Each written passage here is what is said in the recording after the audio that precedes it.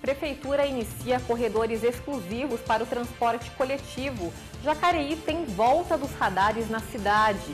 E você vai ver também. Saiba como se proteger dos raios, um fenômeno bem típico desta época do ano.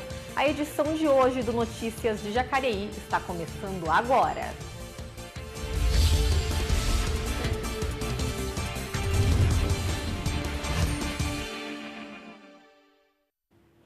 Olá, está começando mais um Notícia de Jacareí e nesta semana a Prefeitura da cidade iniciou oficialmente o corredor para o transporte coletivo, uma medida que tem causado polêmica.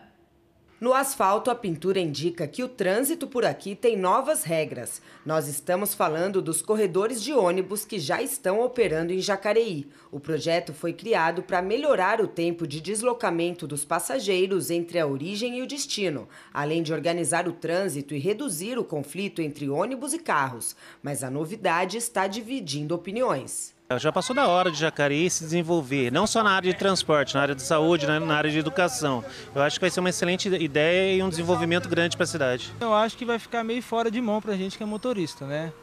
Porque Jacareí já não comporta a quantidade de carro para duas faixas. Então eu acho que isso aí não vai vingar muito não. Pelo que eu vejo, não vai vingar muito não.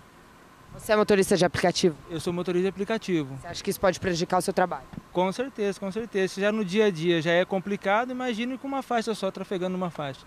Eu acho bom, porque aqui ultimamente o trânsito está sendo atrapalhado devido ao carro ficar na faixa do ônibus e o ônibus ficar na faixa do carro. Então, eu acho que seria ideal mesmo fazer isso aí para poder ter uma melhoria e para ter uma segurança também para o pessoal que pega o transporte público. Eu acho que vai acabar prejudicando mais ainda o trânsito, porque Jacareí não tem capacidade para ter uma faixa de ônibus, sendo que a maioria das faixas são duas, né?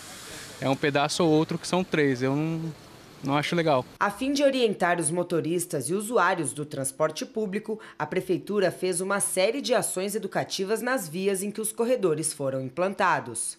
A grande maioria das pessoas tem escutado, tem tirado dúvidas, porque acabam saindo às vezes algumas informações que não são realmente o que é o corredor. Então a gente está tendo uma oportunidade muito importante para estar disseminando quais são os trechos, quais são as regras, a data de início de operação. Muitas pessoas também que a gente pede o material para levar, se tem algum comércio, algum consultório. A gente pede também para estar divulgando com os familiares, os condutores conhecidos, para disseminar o máximo possível o início e quais são as regras. Serão 11 quilômetros de corredores no total, mas nesta primeira fase a implantação das faixas abrange 7 quilômetros e contemplará as seguintes vias: Avenida Siqueira Campos, Rua General Carneiro, Avenida Davi Lino, em torno do Parque da Cidade, Rua Miguel Esper, Rua Miguel Leite do Amparo, Rua Chakib Ahmed, Rua Doutor Lúcio Malta, Rua Luiz Simon, Praça dos Três Poderes, Rua 15 de Novembro, Rua Alfredo Schuring, Rua Rui Barbosa, Rua Barão e Rua Moisés Ruston. Vale ressaltar que o transporte coletivo terá apenas 25% do seu traçado destinado para as faixas exclusivas e a maior parte da extensão, 75%, será para faixas compartilhadas. A faixa compartilhada será de caráter educativo, podendo ser utilizada por carros, mas com a finalidade de o condutor dar preferência para o transporte coletivo. Já a faixa exclusiva é somente para o transporte coletivo municipal e intermunicipal, fretamento, transporte escolar e táxi com passageiro. As regras valem das 6 às 9 da manhã e das 16 às 19 horas. Fora desse horário, todas as vias continuarão a ter tráfego livre. E continuando a falar sobre mobilidade urbana, Jacareí recebeu neste mês 50 novos radares espalhados pelo município. Acompanhe na reportagem.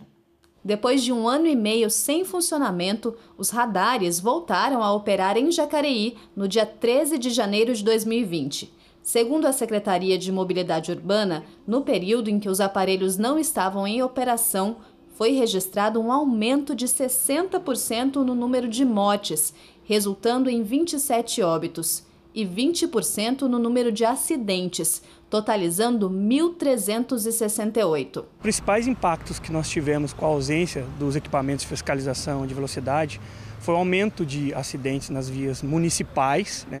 A empresa responsável pelos aparelhos foi contratada por meio de licitação pela Prefeitura Municipal. E os valores pagos são pré-definidos em contrato e não se baseia em percentual sobre multas aplicadas. Todos os radares foram validados pelo Inmetro para inibir fraudes.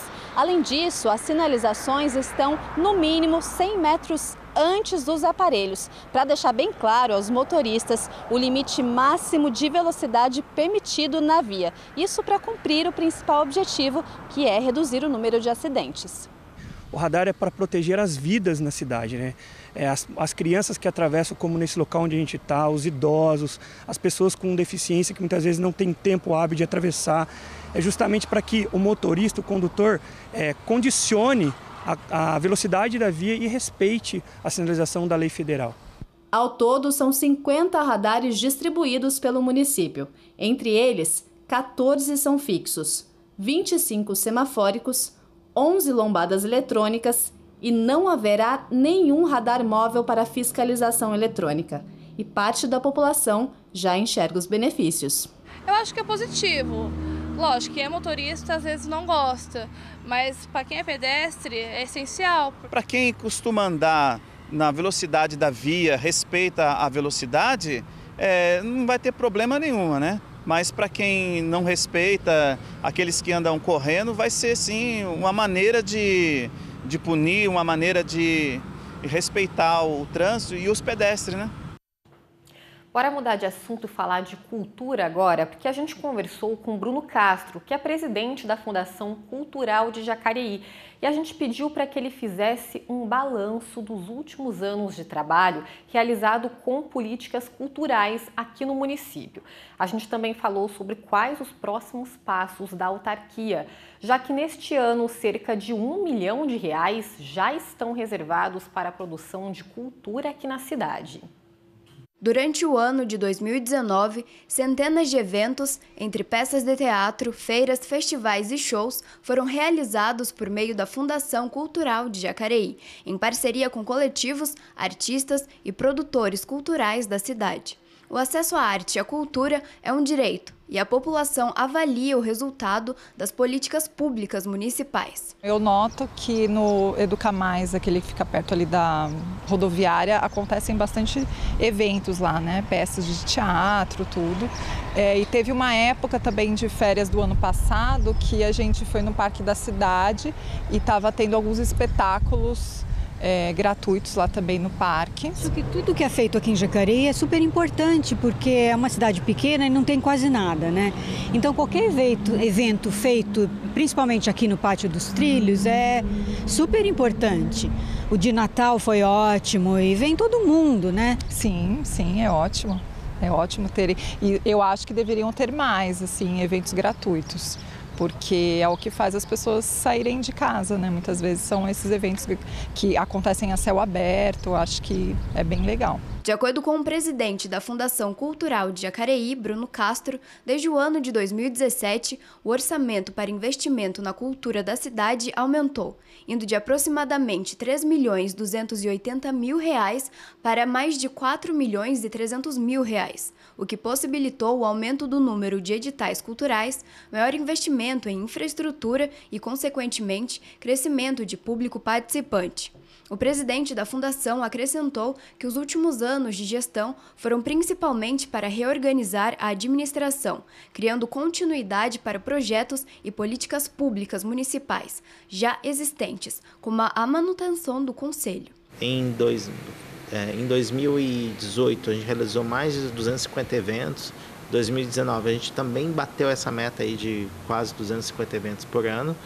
Realizamos aí uma aplicação de recurso, só de recurso em 2019, porque a infraestrutura de eventos foram R$1.131.000 em infraestrutura para eventos, R$385.000 em cachês para todos os shows da cidade e alcançamos cerca de 180 mil pessoas participando diretamente de todos os eventos que a cidade realiza.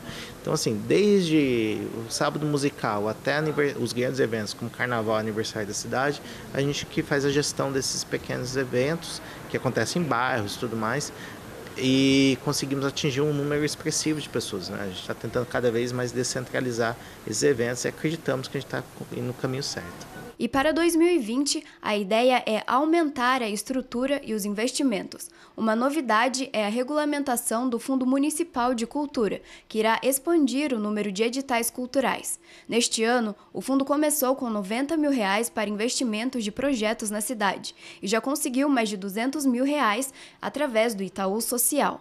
E esse ano a Fundação escreveu um projeto em parceria com o Conselho Gestor do Fundo da Criança e do Adolescente e com a assistência social, e conseguimos um recurso do Itaú Social, uma verba aí de R$200 mil que a gente vai aplicar todo em projetos para o SEJU, que é o Centro da Juventude.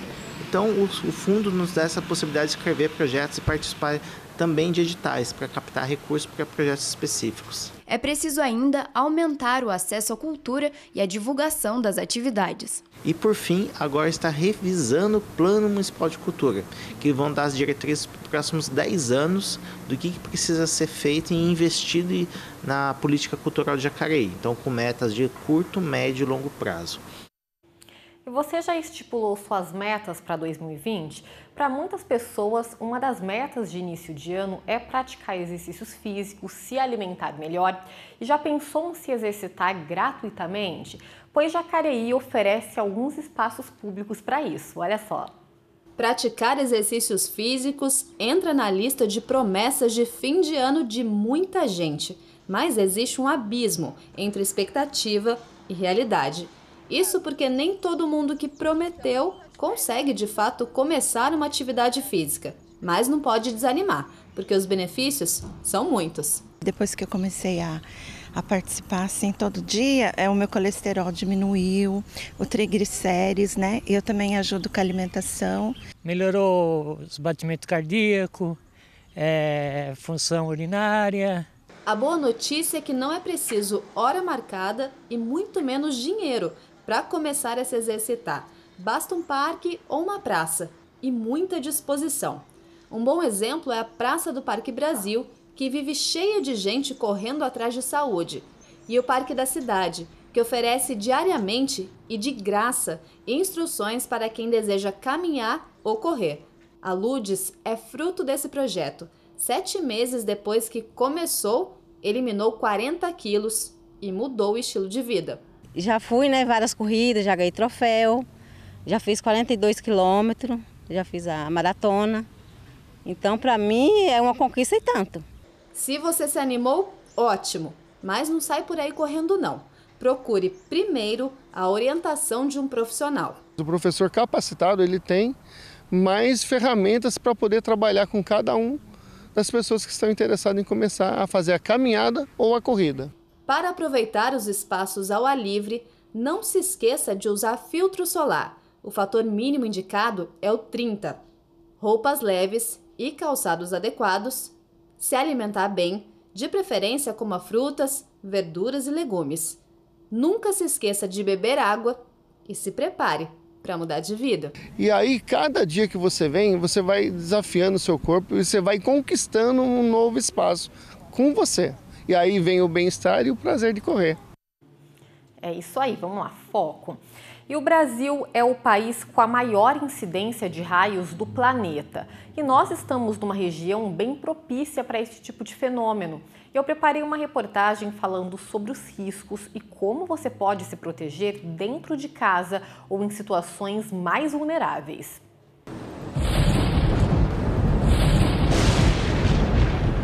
Eles são belos e fascinantes, mas assustam e são destruidores. Todos os anos é possível ver vários deles no céu, os raios. Os raios são formados a partir do choque de partículas de gelo dentro das tempestades. A atmosfera da Terra, à medida que você sobe, a temperatura vai diminuindo. Quando você pega o vapor d'água que está aqui na superfície e joga para cima, esse vapor d'água vai subindo, a temperatura vai caindo, você tem as gotículas de água, aí você tem as nuvens normais. Mas se essas gotículas de água continuam subindo, elas se transformam em partículas de gelo, e aí você tem as tempestades. As partículas de gelo batendo uma nas outras, elas ficam carregadas eletricamente por atrito. E é essas cargas que vai dar origem aos raios. O Brasil é o país com a maior intensidade de raios em todo o planeta. São quase 78 milhões por ano. Isso porque somos o maior país da chamada zona tropical do planeta. E aqui na nossa região, os números também são bem elevados. Isso porque estamos cercados por um vale no meio de duas cadeias de montanhas, a Serra do Mar e a Serra da Mantiqueira, condição geográfica que favorece a formação de tempestades. Elemento da natureza que, apesar de bonito, é muito perigoso. Por ano, aproximadamente 111 pessoas vão a óbito após serem atingidas pela descarga elétrica aqui no Brasil.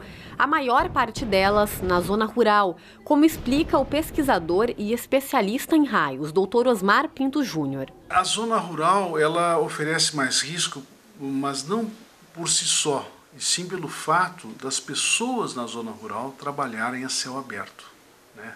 Nas grandes cidades, as pessoas normalmente se locomovem dentro de automóveis, dentro de ônibus, dentro de metrô, trabalham dentro de prédios, então as pessoas naturalmente estão mais seguras. Portanto, se você está na zona rural ou em qualquer lugar descampado, a dica é se agachar e esperar a tempestade passar. Detalhe: fuja das árvores e das cercas de arame farpado, que fazem com que os raios se propaguem a quilômetros de distância. Se você estiver dentro de um carro, feche todos os vidros. Só assim você estará totalmente fora de perigo. Não tome banho descalço no chuveiro elétrico. Se estiver nas proximidades de um prédio e achar que está seguro por conta do para-raio, eis uma informação importante: eles só funcionam a uma certa distância, o equivalente à altura em que ele foi colocado. Por exemplo, num prédio de 10 andares que tem 30 metros de altura, o para-raio vai proteger a uma distância de apenas 30 metros do entorno do edifício. Outra dúvida muito frequente é com relação aos celulares. Pode ou não pode falar ao telefone durante uma tempestade com raios?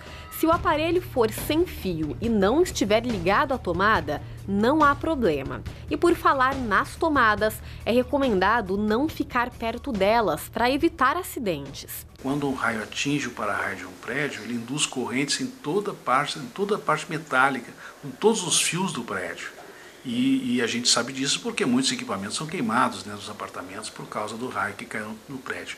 Então, mesmo nessa situação, você deve se afastar das tomadas. Com todas essas dicas, agora é contemplar este fenômeno que a natureza nos presenteia. E vale reforçar, nunca subestime o poder dela.